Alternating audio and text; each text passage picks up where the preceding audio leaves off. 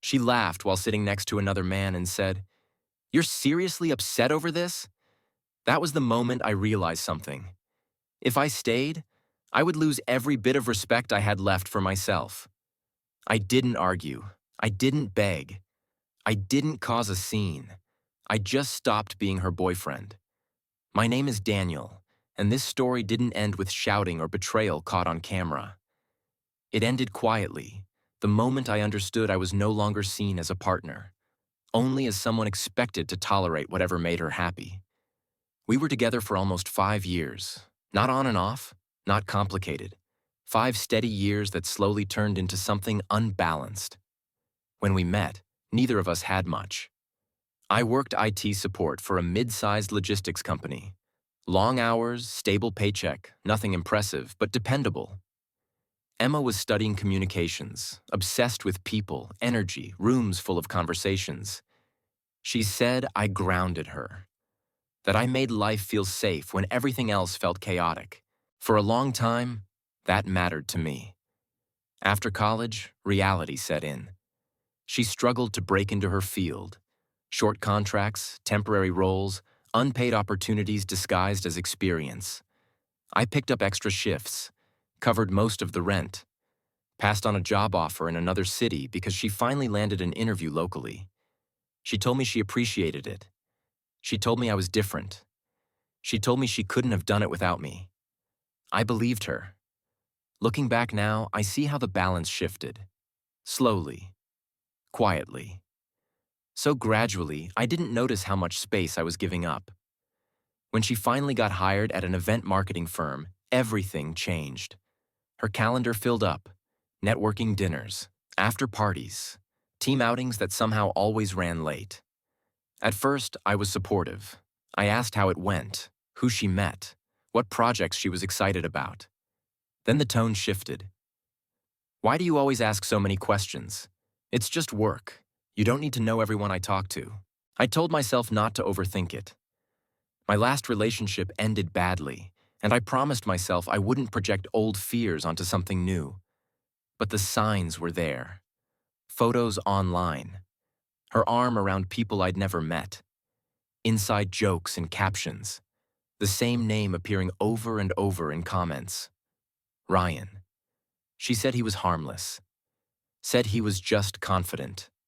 Said he helped her understand the industry. I noticed she texted him constantly. Laughing at her phone while we sat together. Tilting the screen away without realizing she was doing it. When I mentioned it felt strange, she didn't reassure me. She dismissed me. "Why are you so insecure? I'm allowed to have friends. If that bothers you, that's your issue." So I stopped bringing it up, because I didn't want to be controlling. Didn't want to be the jealous boyfriend. Didn't want to lose her by pushing too hard. Instead, I tried harder. I cooked. I planned weekends. I canceled trips with friends when she said she needed support. I adjusted my life around hers. Meanwhile, my discomfort became a joke. She said I was too serious, that I didn't understand her world, that I needed to loosen up. The imbalance kept growing. One night, I surprised her with tickets to a concert she loved. She canceled an hour before we were supposed to leave. Said something came up with work. Came home after 2 in the morning, irritated that I was still awake. "This matters for my career," she said. "You want me to succeed, right?" I did. But I also wanted to feel like I mattered. Friends told me I was overthinking, said she was just extroverted, said relationships take compromise. So I stayed quiet, and that silence cost me more than I realized. Then came the party. A casual house party hosted by a mutual friend. Music, drinks, maybe 20 people. Nothing special. Emma was excited. Ryan would be there. So would several coworkers. I wasn't thrilled, but I went. I told myself showing up mattered. At first it was fine. We arrived together. Laughed, talked, played the role of a normal couple. As the night went on, she drifted. Not away from the party, away from me. She gravitated toward Ryan's group, drinking games, loud laughter, energy I wasn't part of. Someone suggested a challenge, one of those harmless party games that stop being harmless when boundaries disappear. Emma volunteered, didn't look at me once. I watched her lean into another man's space like I wasn't even there. People cheered. Hands lingered too long. She laughed like nothing about it was wrong. The room felt distant, muted. I wasn't angry. I was embarrassed. That was when she laughed, sitting next to him, and asked if I was seriously upset over this. And that was when something inside me finally clicked. I asked her to step into the kitchen, away from the music and laughter, away from everyone watching, not to argue, not to make a scene, just to talk. She came in with her arms crossed, rolling her eyes, the same impatient energy I had grown used to noticing, a mixture of irritation and boredom. "What now?" she asked. "Your mood is killing everyone. You've been tense all night."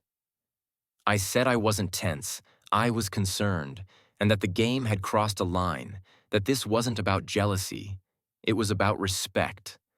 She scoffed. "It's a game. Everyone's laughing. Lighten up.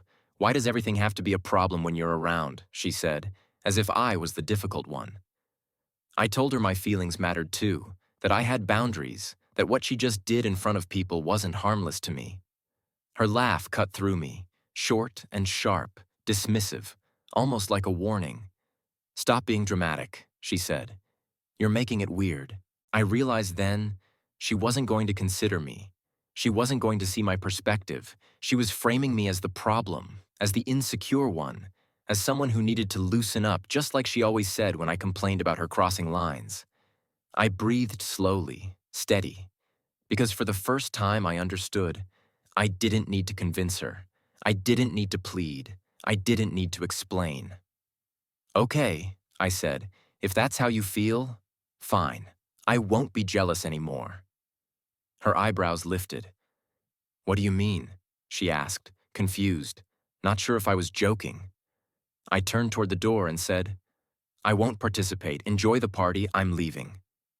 She called after me, dramatic. "Don't be like this. It's not a big deal." But I didn't stop. I didn't argue. I didn't explain. I walked through the crowd and out into the night, letting the music and the shouting fade behind me. The cool air hit me. Heart racing, chest tight. But my mind was clear. I wasn't angry. I wasn't begging. I wasn't desperate. I was done. I drove without a destination at first, just moving, replaying every little moment, realizing the pattern, the slow erosion, the constant dismissal of my feelings, the prioritization of games and networking and her fun over me, over us. By the time I returned to our apartment, it was empty, quiet, the absence of her presence more telling than any argument, and on the counter I left a simple note. "I'm not jealous anymore. I'm not your boyfriend either." And left my keys, everything else unnecessary. I drove to a friend's place across town. I muted her number to let myself breathe, to reclaim my space, to stop replaying her words over and over in my head, to stop wondering if I had overreacted, to stop shrinking myself for someone who never valued what I brought. The next morning blurred into routine. Waking, coffee, work, calls from friends filling in pieces I didn't ask for, rumors confirming what I'd seen with my own eyes, that after I left, she stayed glued to Ryan, that she went home with him, that her claims of nothing happening were already unconvincing even to her friends. I didn't engage, I didn't respond, I focused on myself, my career, my routines, taking on projects I had once passed up, getting stronger, more focused, building life that didn't hinge on her approval or participation. Her messages started light, testing waters, asking to talk, claiming she hadn't realized the impact, claiming it was a dumb mistake, claiming I misunderstood, that I was overreacting. I didn't respond. Then the tone shifted, apologetic with a twist. "I know I hurt you. It wasn't meant that way. Can we fix this? I miss the way we talked. I need you now." But I stayed silent because her need was about her, not about us. A week later, the desperation increased. Frantic texts, calling me childish for ignoring her, blaming me for her current struggles, trying to rewrite reality, claiming she deserved better, claiming I was insecure, all in vain because my boundaries were firm. And for the first time, I realized that silence could be louder than any argument. By the end of the month, even her family and closest friends were pushing, guilt-tripping, demanding that I give her another chance. But I didn't, because giving in would undo all the clarity I had gained. Months passed, and I settled into my own rhythm. Quiet victories, career growth, small wins in independence, and in the silence I found freedom. Weeks passed.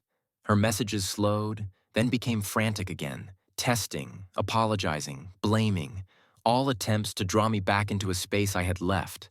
But I didn't respond. I didn't waver, because I understood that returning would undo everything I had rebuilt. I moved into a small studio apartment, minimal, quiet, mine, no shared bills, no shared space, no expectation to justify myself. And the silence became a refuge, a place to breathe, think, reclaim who I had been before compromise became constant. Work became my anchor, my focus. The projects I had deferred now became mine. Promotion came through, recognition for effort I had once set aside, the sense of control and clarity replacing the constant emotional tug-of-war. And each day I felt lighter. Through mutual friends, unsolicited updates trickled in, confirming the patterns I had long suspected, that she was spiraling professionally and personally, that Ryan had moved on, that office rumors about her behavior spread quietly but surely, that the same social circle that cheered her on now watched her struggle. And I felt a calm satisfaction, not vengeful, not gleeful, simply relief that I was no longer tied to the chaos. 1 month later, her tone in texts shifted, pleading, explanatory, desperate, confessing errors, admitting mistakes, claiming lessons learned, asking for meetings, asking for one conversation. And I read them all in silence, feeling none of the old pull, because respect once lost cannot be regained through desperation alone. 2 months later, I attended a mutual friend's wedding, expecting a possible encounter, and I went prepared to remain detached, calm, composed, and I did, arriving with Claire, someone new, respectful, grounded, who had nothing to prove, nothing to negotiate, nothing to manipulate. She appeared eventually, unannounced, tense, attempting composure, speaking first, trying to corner me emotionally, recounting lost stability, financial stress, office chaos, the collapse of her network, all designed to elicit a reaction, all met with none, because I understood that reaction was irrelevant, silence was stronger, and boundaries were final. She pleaded for another chance, listing memories, claiming love, claiming regret, claiming understanding, and I stayed calm, leaning slightly back, arms crossed, feeling nothing but clarity. Because giving in would have negated every lesson, every boundary, every ounce of respect I had reclaimed. I told her simply, "You didn't lose me because of one mistake. You lost me because you never believed I would leave." And the words hung between us, final, irrefutable. And she stepped back, processing, realizing her miscalculations, the crowd around discreetly witnessing the power shift, the collapse of her narrative. She lingered a moment, forced composure, recognition of irrelevance, then turned away, walking out of the wedding, leaving the space we once shared, leaving the imagined control she thought she held. And I watched her leave, unbothered, calm, free, knowing that chapter was closed. Months continued, life stabilized, career grew, travel increased, confidence solidified. Claire and I grew serious, honest, no manipulation, no games, only mutual respect and shared choice. A stark contrast to the previous dynamic. I never questioned my instincts again, never shrank to accommodate insecurity, never allowed patience to be mistaken for weakness, and I realized the most important lesson wasn't about her actions. It was about my boundaries, my clarity, my willingness to walk away silently but firmly when respect was absent. If someone tells you you're overreacting when you assert a boundary, observe closely, because it often reveals how little they value your presence, your feelings, your space. I didn't leave because I was jealous. I left because I finally valued myself enough to stop being invisible. And in that freedom, in that quiet reclamation of life, I discovered strength, clarity, and peace that no apology, no manipulation, no charm could ever restore. Months turned into a year, and life moved forward with a rhythm I had almost forgotten. Quiet mornings, focused workdays, evenings spent without tension, weekends chosen without negotiation. And slowly, a sense of normalcy returned, the kind that doesn't need approval or validation from anyone else. I kept growing, career expanding, responsibilities increasing, recognition coming not because I chased it for her sake, but because I committed fully to my own goals. And with that came confidence, clarity, and the comfort of knowing that I was no longer shrinking myself to fit someone else's idea of fun or control. Claire remained by my side, steady, supportive, her presence a reminder of what a partnership could be without manipulation, without tests, without guilt trips. And I realized how rare it was to find someone who builds you up without tearing you down, who celebrates your boundaries instead of challenging them. News of Emma trickled in through mutual friends, rumors confirming what I'd anticipated. Her reputation tarnished by choices she had made, relationships strained, career momentum stalled. And for the first time, I observed it without anger, without gloating, simply noting that life has a way of balancing itself when accountability is ignored for too long. I reflected often on the lessons, the slow erosion, the subtle dismissals, the moments where I questioned myself, and how each of those moments built a clear understanding of what I would never tolerate again, the importance of standing firm even when it feels isolating, and how quiet action, walking away, asserting boundaries, can be more powerful than any argument or confrontation. The wedding incident remained a mental bookmark, a moment where the power dynamic shifted irrevocably, a reminder that self-respect cannot be bargained for, that love without respect is hollow, and that when someone only values you as long as you tolerate disrespect, the only right move is to leave, firmly and silently, reclaiming your life without chaos, without spectacle. I didn't dwell on revenge. I didn't seek validation. I didn't need to tell her friends or post online because the life I rebuilt was evidence enough. The contrast between stability and chaos speaking louder than any words ever could. And in that contrast, I found satisfaction, peace, and a calm that had eluded me for years. Claire and I built new routines, traveled when we wanted, hosted friends without anxiety, spoke freely, laughed easily, and I realized that the cost of leaving wasn't losing her. It was finally gaining myself, and in that gain, the clarity to see who truly deserved to be in my life.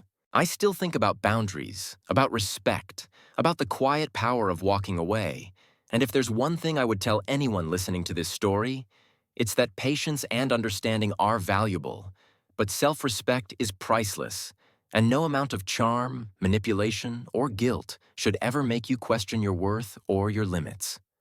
Life doesn't reward those who stay when they're disrespected. It rewards those who leave, rebuild, and reclaim. And that realization shaped every decision I made in the months and years that followed, leading to stability, growth, and relationships built on genuine care and equality. So if you're listening to this story and it resonates, remember to trust your instincts, set boundaries clearly, and don't let anyone diminish your value because walking away quietly and firmly can be the most powerful statement you ever make. And if you want to hear more stories like this every day, full of lessons, tension, and real-life experiences, don't forget to subscribe. It supports us and ensures you won't miss a single new story, keeping you inspired and on the edge of your seat each time.